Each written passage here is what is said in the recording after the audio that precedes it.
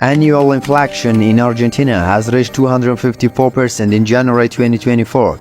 This number is the highest number in the last 3 decades.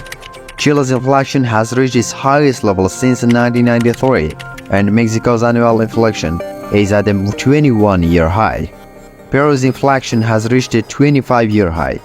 Join me to discuss the history of the economy and colonialism of Latin American countries. Why do the citizens of Chile, Brazil, and Colombia who live in South America have a much lower per capita income than the people of the United States of America? Some prominent thinkers and politicians say that the main reason was and is colonialism. Harry Magdab, Andre Gander Frank, and Paul Baran are some of the most famous theorists in this field. The other group said that the reason behind the backwardness of Latin America was the autocratic governments. This documentary explained the reasons behind Latin America's backwardness. Henry Kissinger once pointed to Chile, which at that time was busy spending its honeymoon in the socialist camp, underestimated the importance of Latin America in global questions and considered it a small license. He then declared in this unforgettable speech that Chile is a dagger aimed at the heart of America. This reference expresses the precise historical situation of Latin America in the global political equations. That is, it is not strong enough to be considered as a political and diplomatic force, nor is it rich enough to pose an economic challenge to the United States.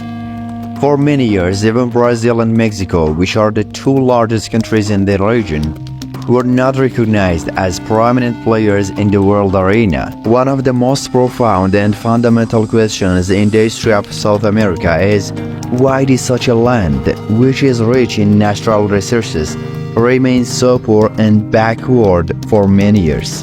Another way of asking the questions is, why countries with such great endowments of land and minerals and vast coastlines have uniformly lagged behind what we now call the developed world? According to data collected by Angus Madison in 1492 AD, when Europeans entered the Americas and the natives living in what we now call Bolivia and Peru had a higher standard of living compared to North America. Since then, however, Latin American countries have always been behind advanced countries such as the United States and Canada. In 2000, the average per capita income in Latin America barely reached 20% of the per capita income of the United States. For a long time, the prevailing opinion among economic historians was that the relative economic stagnation of Latin America was rooted in a period that began in the 1820s, when many colonies gained their independence from Spain and continued until the 1870s. According to data collected by Madison in 1820s, the per capita income in Latin America was approximately 60% of the US per capita income. By 1870s, this income had fallen to 31% of the US per capita income. Historian John Cotsworth said that Latin America lived hard in the 19th century, which was a difficult and exhausting period. The political scientist Adam Prozorski said that the period 1820s until 1870s was a disastrous period for Latin America.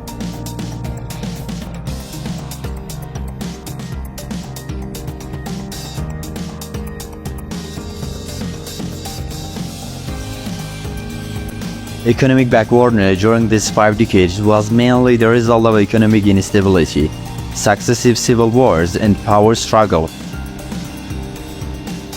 In 1878, H.W. Bates, one of the first researchers about South America, wrote, "The history of this land, since the separation from the original motherland, has an uninterrupted sequence of civil wars and lawless plays, with the most cruel and painful war, and there have been escapes."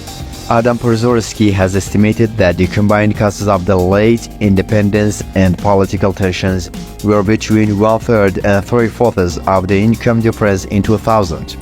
For example, if Brazil gained independence in the same year that America gained independence, 1782 and had the same degree of political stability as America in 2000.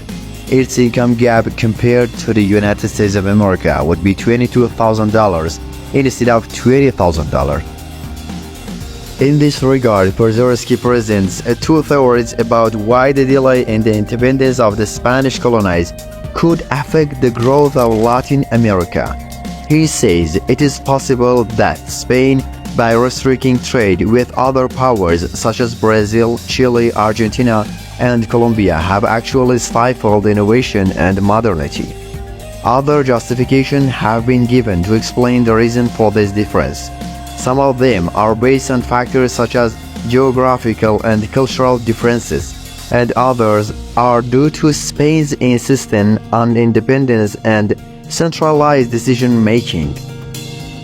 They know that the result is the empowerment of Latin America. Around 1850, after almost half a century of civil war, the organization and institutions and the laws of the newly established Latin American states were formed, and political instability was greatly reduced. With the establishment of peace, investment, growth in production, expansion of world trade, and a substantial acceleration of economic growth emerged. From 1870 to 1890, for example, the per capita income of the six largest American countries increased by 2% every year. From the Great War until the Great Depression in 1929, a large part of Latin America was still doing well, except for Cuba and the nations of Central America.